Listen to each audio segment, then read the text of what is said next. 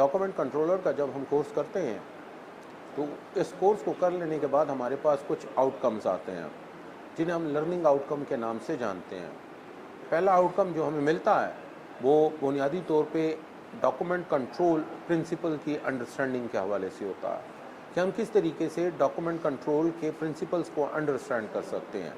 दूसरा, हम document control management system को सीख लेते हैं कि how to utilize document management system या DMS। तीसरा जो हमारे पास लर्निंग आउटकम होता है वो डॉक्यूमेंट हैंडलिंग प्रोसीजर्स होते हैं कि हम किस तरीके से डॉक्यूमेंट को या डॉक्यूमेंट के प्रोसीजर्स को हैंडल करेंगे। वो तमाम प्रोसीजर्स हमें बताते हैं कि हम डॉक्यूमेंट को किस तरीके से हैंडल कर पाएंगे। चौथे नंबर पे हमारे पास होता है कंप्लायंसेस और स्टैंडर्ड्स कि हम किन कंप्लायंसेस को और किन स्टैंडर्ड्स को फॉलो करते हैं डॉक्यूमेंट को कंट्रोल करते वक्त, या जब हम उसको हैंडल कर रहे होते हैं तो हम किन कंप्लायंसेस को फॉलो अप कर रहे होते हैं। पाँचवें नंबर पे हमारे पास आ जाता है सिक्योरिटी और कॉन्फिडेंशियलिटी। डॉक्यूमेंट कंट्रोलर का ये फीचर जो है ये हमें बताता है कि हमने किस तरीके से अपने डॉक्यूमेंट को सिक्योरिटी प्रोवाइड करनी है और किस तरीके से हमने इसको कॉन्फिडेंशियल रखना है ताकि रेलेवेंट बंदे को ही इंफॉर्मेशन कन्वे की जा सके और सिर्फ वो ही उसे बेहतर अंदाज में यूटिलाइज कर सके। छठे नंबर पे हमारे पास कम्युनिकेशन एंड कोऑर्डिनेशन आ जाती है।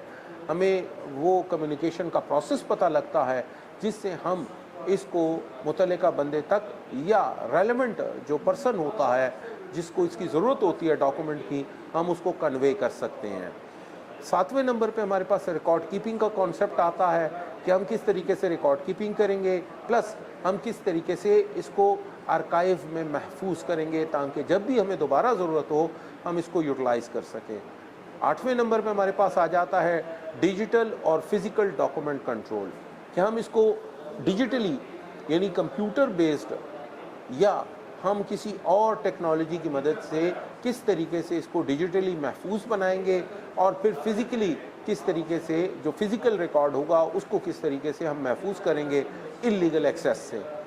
फिर नवा जो हमारे पास आउटकम है वो हमें बताता है प्रॉब्लम सॉल्विंग के बारे में कि जब हम डॉक्यूमेंट कंट्रोलर का कोर्स कर लेते हैं या ये ट्रेनिंग हासिल कर लेते हैं तो हमारी जो स्किल्स होती हैं कि हम प्रॉब्लम को किस तरीके से सॉल्व आउट करेंगे वो बहुत बेहतर हो जाती हैं, उनके अंदर काफ़ी ग्रोथ आ जाती है और जो यूज़र होता है या उसका इस्तेमाल करने वाला स्टेक होल्डर होता है वो बेहतर अंदाज में प्रॉब्लम सॉल्विंग कर सकता है। प्लस एरर हैंडलिंग कि हम किस तरीके से सिस्टम के अंदर पैदा होने वाले एरर्स को यूटिलाइज करेंगे, उनको किस तरीके से ओवरकम करेंगे, किस तरीके से हम उसकी पोटेंशियल को कंट्रोल कर पाएंगे। और लास्ट वन है हमारे पास इसकी प्रैक्टिकल इम्प्लीमेंटेशन या प्रैक्टिकल एप्लीकेशन। तो डॉक्यूमेंट कंट्रोलर का जो फीचर है कि इसको DMS की मदद से जब हम इस्तेमाल करते हैं तो मुख्तलिफ़ किस्म के सॉफ्टवेयर्स का इसके ज़रिए इस्तेमाल होता है, जिनमें हमारे पास MS वर्ड भी इस्तेमाल होता है, MS एक्सेल को भी इस्तेमाल कर सकते हैं। इसके अलावा भी वो लातादाद सॉफ्टवेयर्स हैं।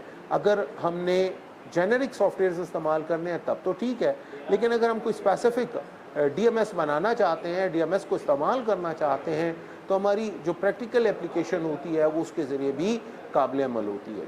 शुक्रिया जनाब।